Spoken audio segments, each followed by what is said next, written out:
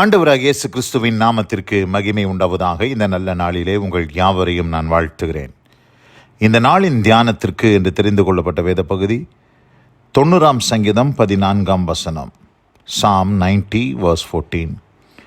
நாங்கள் எங்கள் வாழ்நாளெல்லாம் களி கூர்ந்து மகிழும்படி காலையிலே எங்களை உமது கிருபையால் திருப்தியாக்கும். ஆமென். பிரியமானவர்களே, நான் வாசிக்க கேட்டதான இந்த வார்த்தைகள் மோசேயினுடைய சங்கீதம். இங்கே மோசே என்ன எழுதுகிறார்? நாங்கள் எங்கள் வாழ்நாளெல்லாம் களி கூர்ந்து மகிழும்படி காலையிலே எங்களை உமது கிருபையால் திருப்தியாக்கும். பிரியமானவர்களே, இன்றைக்கு நாம் எல்லாருமே இந்த உலகத்தில் வாழ்ந்து கொண்டு இருக்கிறோம். இன்றைக்கு இருக்கிறது போல் நாளைய தினம் இருக்கிறதுக்கு வாய்ப்பில்லை. ஒவ்வொரு நாளும் ஒவ்வொரு விதமாக இருக்கும்.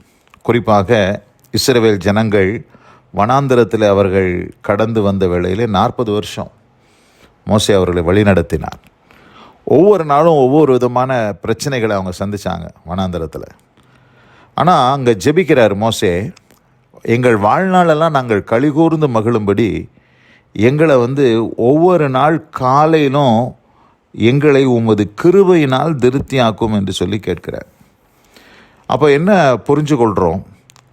நம்ம ஒவ்வொரு நாள் காலையிலும் தேவனுடைய கிருபையை நாம் பெற்றுக்கொள்வோம். ஏனால் அந்த நாளில் எப்படிப்பட்ட பிரச்சனைகள், எப்படிப்பட்ட சவால்கள் நமக்கு வந்தாலும் அந்த நாளை நம்மளால் நேர்த்தியாக மேற்கொண்டு அந்த நாளை நாம் மகிழ்ந்து களி கூறும்படி ஆண்டவர் நமக்கு உதவி செய்வார் என்பது தான் அந்த வார்த்தைகள் நமக்கு தெரிவிக்கிறது.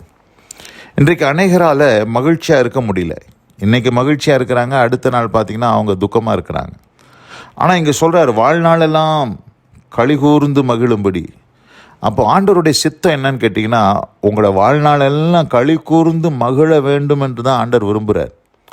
அதுக்கு என்ன தேவைன்னா ஒவ்வொரு நாள் காலையிலும் அவருடைய கிருபையினால் நாம் திருப்தி அடையணும். நம்ம எதிலையோ திருப்தி அடைவதற்கு முயற்சி செய்கிறோம். எனக்கு கை நிறையா பணம் வந்துச்சுன்னா திருப்தியாக இருக்கும். எனக்கு நல்ல சாப்பாடு கிடச்சிச்சின்னா திருப்தியாக இருக்கும். நான் ராத்திரியில் நல்லா தூங்கினேன், எனக்கு ஒரு திருப்தி கிடைக்குது. எனக்கு சூழ்நிலைகள்லாம் எனக்கு சாதகமாக இருப்பதுனால ஒரு திருப்தி வருது. அதெல்லாம் நல்லது தான்.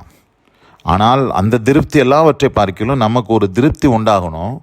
என்ன திருப்தின்னு கேட்டிங்கன்னா, அவருடைய கிருபையை நான் இன்றைக்கு பெற்றுக்கிட்டேன், அவருடைய கிருபையை ஆண்டவர் எனக்கு இன்றைக்கி தந்திருக்கிறாரு அப்படின்னு சொல்லி அதில் நமக்கு ஒரு திருப்தி இருக்கணும். அப்போ திருப்தி அடைகிற அளவுக்கு அந்த கிருபையை ஆண்டவர் உங்கள் ஒவ்வொருவருக்கும் தரேன்னு சொல்கிறார். ஆனால் அந்த கிருபையை பெற்றுக்கொள்வதற்கு தான் நம்ம ஆயத்தமாக இல்லை. அப்போ நம்ம வாழ்நாளெல்லாம் களி கூர்ந்து மகிழ வேண்டும் என்று சொன்னால், நம்முடைய ஜீவிய காலமெல்லாம் சந்தோஷமாய் நாம் வாழ வேண்டும் என்று சொன்னால், ஒவ்வொரு நாள் காலையிலும் அவருடைய கிருபையால் முதலாவது நாம் திருப்தி அடையணும். அவருடைய கிருபையை தேடணும். அவருடைய கிருபைக்கு நாம் காத்திருக்கணும். அப்படி அந்த கிருபையை கேட்டு நம்ம பெற்றுக்கொள்ளும் பொழுது நிச்சயமாக ஆண்டவர் நமக்கு அந்த மகிழ்ச்சிகரமான வாழ்க்கையை கட்டளையிடுவார் என்பதில் எந்த சந்தேகமில்லை. ஏனென்று சொன்னால், நம்முடைய ஆண்டவர் பிரதான ஆசாரியர் கிருபாசன தண்டையில் இருக்கிறார். அவர் நமக்கு கிருபையை தந்தருளுகிறார். அவருடைய பரிபூரணத்தினாலே நாம் கிருபையின் மேல் கிருபை பெற்றோம் என்று யோவான் சுவிசேஷம் 1 அதிகாரத்தில் வாசிக்கிறோம். அப்போ அவருடைய பரிபூரணத்தினால் நமக்கு கிருபையின் மேல் கிருபை கிடைக்குது. அதுவும் எப்படின்னு சொன்னால், காலைதோறும் அவருடைய கிருபைகள் புதிதானவைகள். நான் வேதத்தில் வாசிக்கும் போது புலம்பலின் புஸ்தகம் 3 அதிகாரத்துக்கு திருப்பி கொள்ளுவோம். அதில் 22, 23 வசனத்தை வாசிக்கிறேன். Lamentation chapter 3 verses 22 and 23. நாம் நிர்மூலமாகாது இருக்கிறது கர்த்தருடைய கிருபையே, அவருடைய இரக்கங்களுக்கு முடிவில்லை, அவைகள் காலைதோறும் புதியவைகள், உமது உண்மை பெரிதாயிருக்கிறது.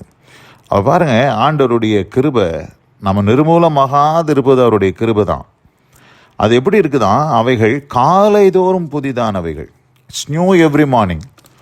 ஒவ்வொரு நாள் காலையிலும் அவருடைய கிருபையினாலே தேவன் நம்மை திருப்தி ஆக்குகிறார்.